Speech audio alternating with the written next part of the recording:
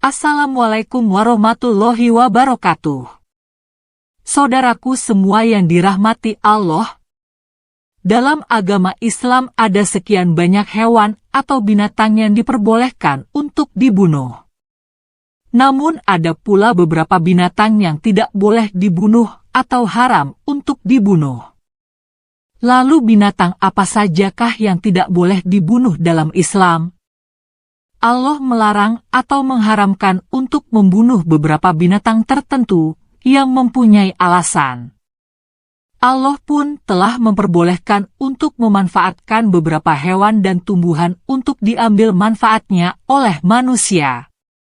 Namun dari sekian banyak jenis-jenis binatang atau hewan yang terdapat di bumi ini, ternyata ada beberapa hewan yang Allah haramkan untuk manusia.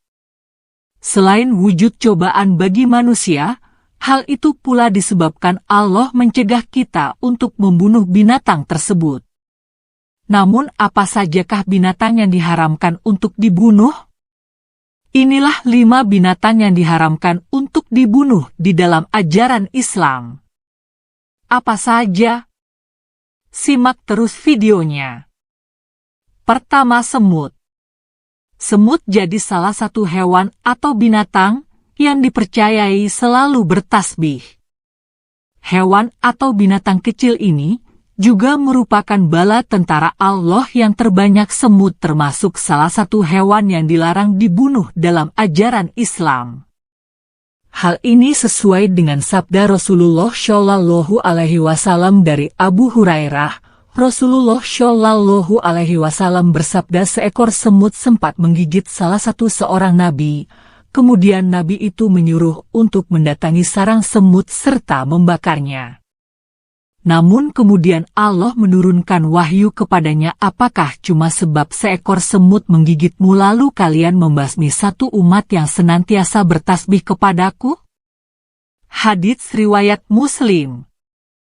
Oleh sebab itu membunuh semut menjadi sesuatu hal yang terlarang dalam Islam atau haram membunuh semut. Jika sekiranya Anda perlu melakukannya maka segeralah bertaubat kepada Allah, dan apabila terdapat seekor semut di sekitar rumah, lebih baik dibatasi dengan kapur barus atau sejenisnya. Mudah-mudahan semut yang mengganggu di sekitar rumahmu pergi dengan izin Allah tanpa harus membunuh semut tersebut. Kedua, laba-laba. Dalam sejarah kisah Nabi, laba-laba dipandang sebagai juru selamat Nabi dikala Nabi dikejar oleh kalangan kafir Quraisy. Waktu itu Rasulullah bersembunyi di dalam goa dan hampir saja kafir Quraisy menemukannya.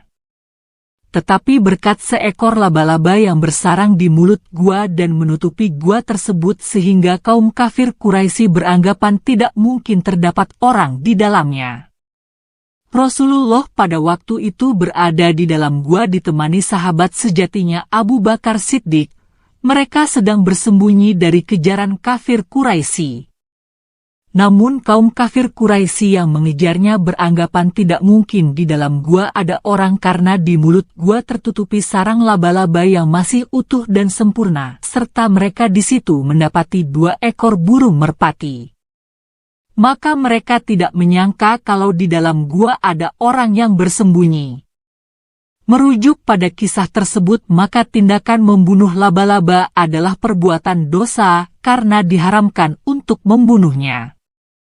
Jika Anda pernah membunuh laba-laba maka segeralah bertobat. Yang ketiga, lebah. Saudaraku semua yang dirahmati Allah, lebah adalah binatang atau hewan yang istimewa dalam Islam, apalagi secara harfiah cukupkan lebah dijadikan nama surat dalam Al-Quran, yakni surat An-Nahl yang artinya lebah. Selain itu pula banyak pelajaran yang dapat dipetik dari kehidupan lebah. Begitu juga dari segi manfaat, lebah yang dikenal sebagai hewan penghasil madu sangat banyak mempunyai manfaat untuk kesehatan. Mayoritas ulama mengatakan hukum lebah selevel dengan semut dengan landasan hadits di atas, yaitu tidak boleh membunuhnya. Jika karena ketidaktahuan Anda pernah membunuhnya maka segeralah bertobat. Namun para ulama menerangkan tidak boleh membunuh lebah karena lebah bermanfaat bagi manusia, karena bisa menghasilkan madu. Keempat, katak.